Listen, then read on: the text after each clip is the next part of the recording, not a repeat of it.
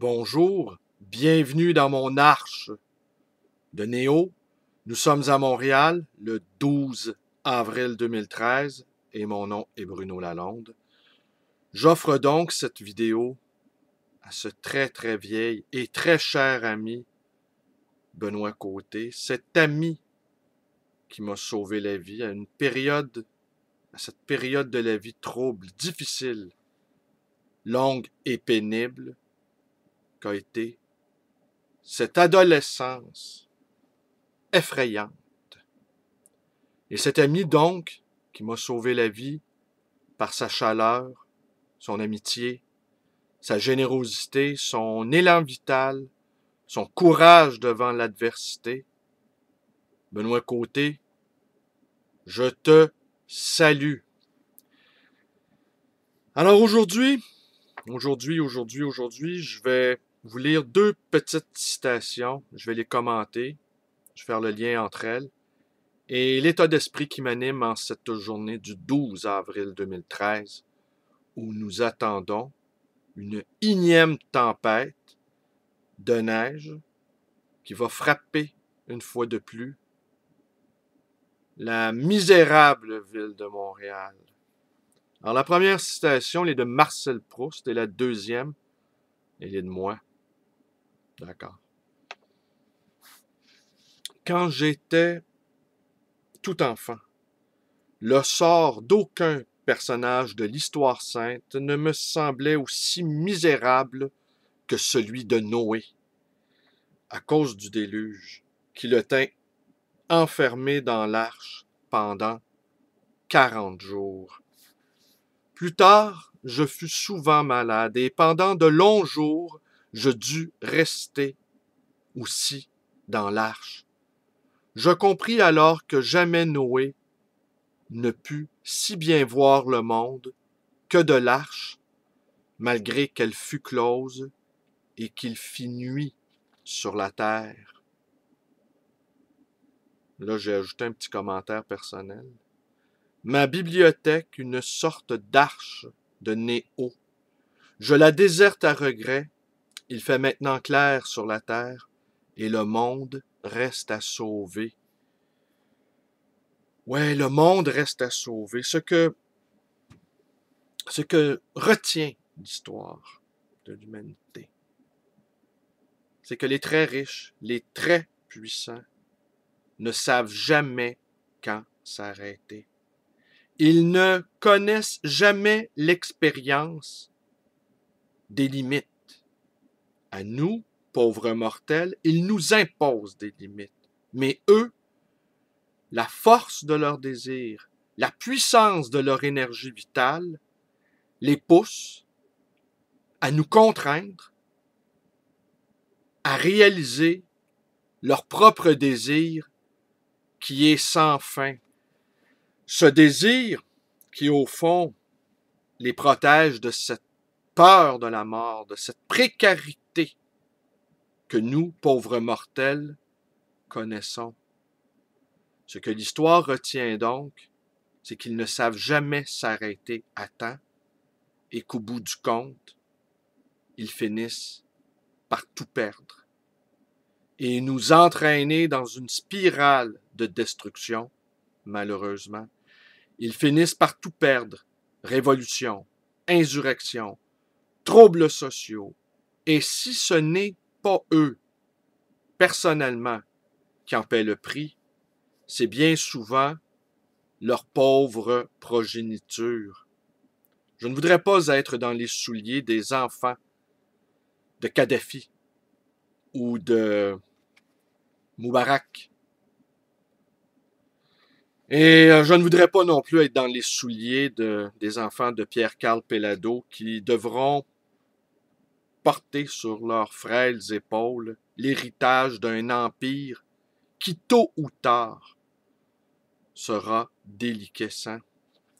Alors voilà, cette petite citation de Marcel Proust, c'est qu'au fond, moi, j'avais déjà depuis très longtemps abandonné toute velléité de changer le monde.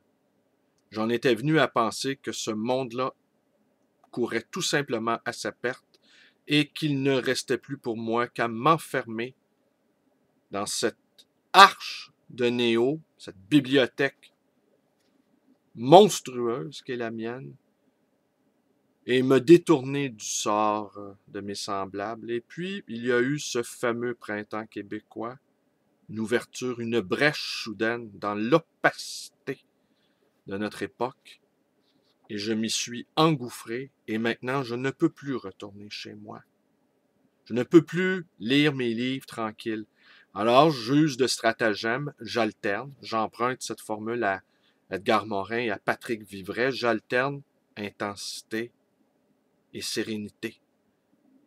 Paradigme qui remplace dépression et excitation. Je vous recommande d'en faire autant. On travaille pour de vrai, et quand on arrête de travailler, on se repose pour de vrai. On ne mélange pas tout. On ne mélange pas les genres. Du vrai travail suivi de vrai repos. Et là, de plus en plus, nous ne connaissons ni l'un ni l'autre. Alors, la deuxième petite citation que j'ai toujours postée sur ma page Facebook. Les pauvres mentent pour s'inventer une vie, la nécessité étant la mère des inventions.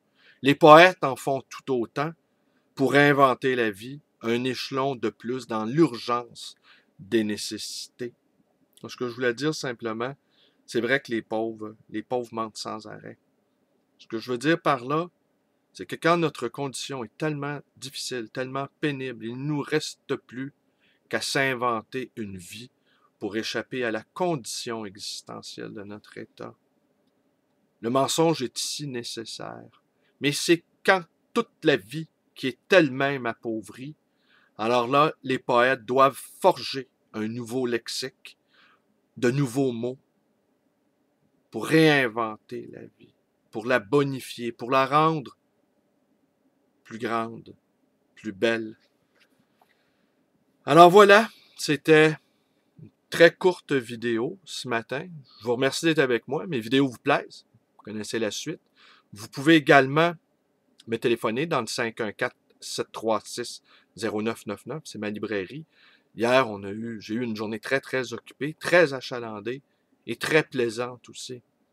La visite de Michel Peterson, celle de Jean-Paul Coupal, celle de Luc Mathieu, ce petit entrepreneur qui, comme vous le savez, est parti de rien, mais qui, comme moi, n'arrivera nulle part, et qui lui aussi a été réveillé par ce printemps québécois, mais visiblement, ça ne l'a pas que réveillé sur le plan politique. Ça semble aussi le réveiller sur le plan des affaires. Les petits entrepreneurs, je vais conclure là-dessus. Quand les petits entrepreneurs commencent à avoir le goût du changement, les petits entrepreneurs, dis-je, eh bien, tremblez, tremblez, parce que quand les petits entrepreneurs qui ont l'habitude de l'indépendance d'esprit, qui ont l'habitude de gérer eux-mêmes leurs affaires, et qui ont la capacité de fabriquer leur propre vie, de s'inventer cette propre vie, décident que c'en est assez du comportement des trublions qui nous dirigent, eh bien, c'est que l'insurrection n'est pas loin. Je n'en dirai pas davantage pour aujourd'hui. Vous pouvez également aller visiter ma page Facebook. Vous pouvez devenir un ami militant, un activiste poétique, un insurgé surréaliste. Et vous pouvez aussi... quoi d'autre? Bon, je pense que j'ai tout dit. J'ai tout dit pour aujourd'hui. Allez, portez-vous bien. On avance. On avance. On ne recule pas. Au revoir. Et bon anniversaire à cet ami Benoît. Et dès que j'arrive à ma librairie, eh bien, je lui lâche un coup de fil. Cet ami Benoît avec qui j'ai composé, lui c'est un chanteur, moi un parolier, des dizaines et des dizaines de chansons.